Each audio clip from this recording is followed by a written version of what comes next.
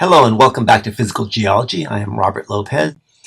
Now we're going to go back to Google Earth and we're going to select Earth here, and we're going to look at a meteor impact crater up here in Canada. So this is where I'm going to show you how to use some of the measuring tools. So let's go to Earth up here.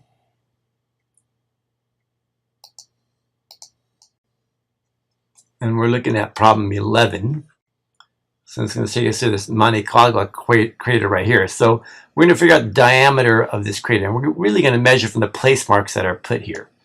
So if we look at the question is, use a ruler to determine the present day diameter of Manicagua crater between the place marks, and they want it in kilometers. So the way to use that is up here at the top there's this ruler tool. You want to click on that, and then the ruler tool comes up here, and here we'll select kilometers, right? And then we'll put one click here at the first place mark, and then reach over here and put the second click here at the second place mark. And then this gives us a diameter of about 75 kilometers, right? So if we look at our, you can see that's the option right here, 75 kilometers.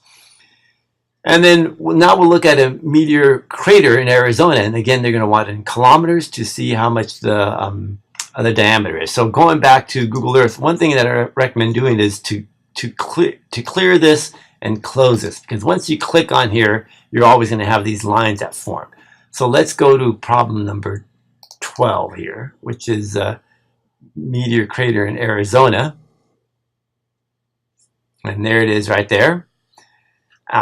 So again, here are the two place marks, one here and one here. So we'll use our ruler tool. Again, kilometers, we'll put one place mark here and the other one over here, and that gives us about 1.15, 1.2 kilometers, right? So that's this one right here, right? So you can see how that works there.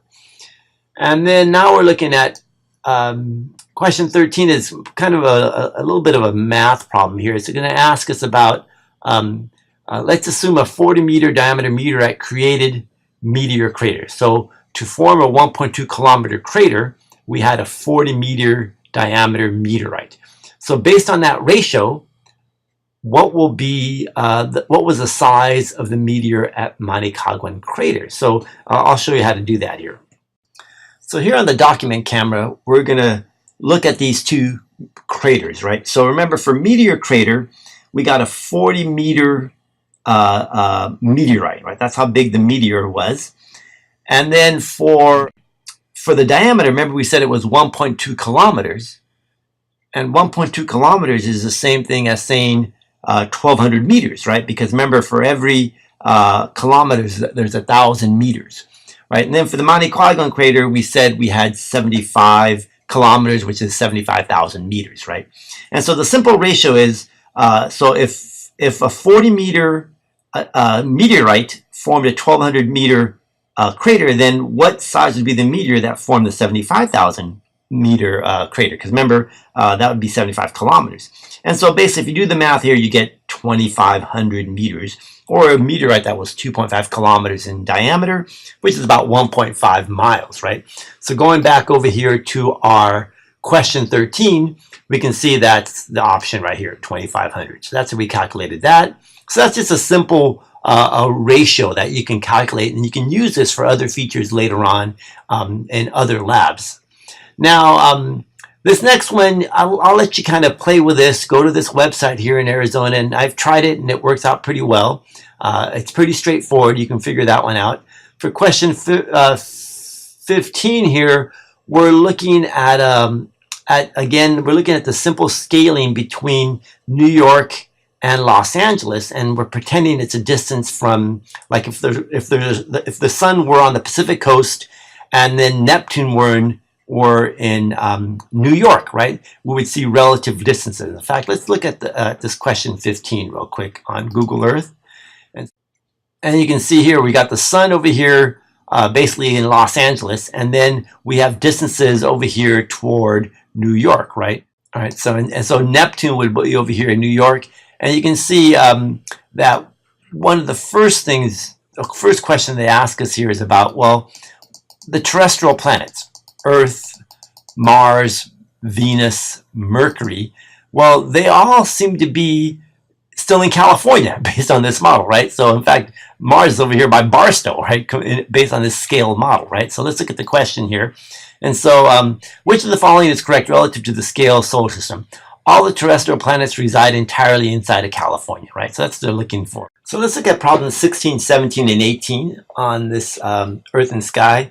And so this is the one using the solar system scaling. And so if we go for problem 16, we're going to look at the distance between Earth and Jupiter, right? So Earth is here, and here's Earth, and then here's Jupiter back over here.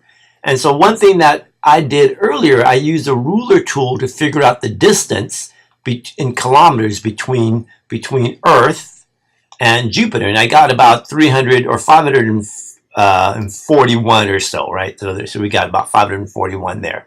And so now let's go to the actual question here in the Google Earth exercise. And so here it says that a friend of yours is traveling in a spacecraft from Earth to Jupiter, traveling at 70,811 kilometers per hour. Whereas you're driving your car at 112.7 miles per hour from Los Angeles to the desert where Earth is here on this scaled model, right? So how long will it take you to drive that distance, and how long would it take your friend to fly in the spacecraft the real distance between Earth and Jupiter? So there's a couple of things we have to do. So going over here to the document camera, the first thing is we need to use a scale model, right? So we said that Earth, the distance is about 550 kilometers from Earth, from basically Earth to Jupiter. So the rate that we're traveling is 112.7 kilometers per hour. And again, so remember, rate is distance over time, so we're calculating for time. So time is distance over rate. So basically, when you do the 551 divided by the 112.7, you get 4.89 hours. So it would take you about almost 5 hours to go from where Earth is to Jupiter, right? So going to our Google Earth model, it'd be from somewhere here in the desert out here into looks like into central Nevada or upper northern Arizona over here, right? So that would be the distance you'd be traveling in about 5 hours. So how long will it take that to travel that distance in from Earth in the solar system to Jupiter in the solar system, right? So that's the next part here. And so going back to our Google Earth problem here, so it's either going to be this option here by car, 4.9 here, or this one down here, because these both have 4.9. So I think we got the car right. Now let's see which one of these two is going to be the distance between Earth and Jupiter. So going over here to our scaled model, right? So one thing that we need first, the first thing we need, letter A here, is we need some sort of unit that we can establish in the solar system, and that's called an astronomical unit. So one astronomical unit is 150 million kilometers, right? And that's the distance from the sun to the Earth. It's 150 times 10 to the 6 kilometers, right? So that's in scientific notation. And so we measured that from Los Angeles to where Earth is, it's about 131 kilometers. So let's take a look at that. So here we'll kind of zoom in between Earth and where the sun is. Remember, the sun is over here in Los Angeles, so we'll do our scale model here. Our ruler tool will fly from Los Angeles here to Earth. Over here, it's about 130, a little over 130 kilometers, right? So what was I getting on my here? I was getting 131 kilometers, right? So that's the distance here. So now, all right, so that gives us our astronomical unit, the distance between Earth and the sun. But now, using the scale model, that same distance from on Earth was 131 kilometers, right? So what we want to do, we want to take that astronomical distance, 150 million kilometers, divided by the distance on Earth, and it gives us this ratio, right? So we can use this to convert the distance of 131 kilometers we got on Earth to the real distance in the solar system, right? So, looking down over here, so remember we measured the distance between Earth and Jupiter. On Earth was 551 kilometers on the scale model. Then, if 551 kilometers, and and you multiply it times this number here, that'll give you the actual solar system distance, which is 628 million kilometers, right? So it's almost 629 million kilometers there. So that would be our distance between Earth and Jupiter, right? So again, we're calculating for time. So the time is going to be the distance divided by the rate. So the distance are those 629 million kilometers divided by the velocity you're traveling, and that gives us these many hours. Remember, there's 24 hours in a day. You do the math here, you get 370 days, right? So we're looking over here at the options. Well, it's this one, right? It's 4.9 hours, 370 days, right? Now for question 17, it's the same idea. In this case, we're looking at light traveling from Neptune. And so we need to figure out, well, how far away is Neptune in terms of kilometers? And then we need to divide it by this rate. That's the speed of light. So I've done that over here on the document camera. So the same idea applies here. So the distance for the scale model, so if we measure the distance from Earth to New York, we get about 3,900 kilometers right here. And then we multiply it by that factor that we got earlier using the astronomical units. So the distance between Earth and Neptune turns out to be over 4 trillion kilometers. That's an enormous number, right?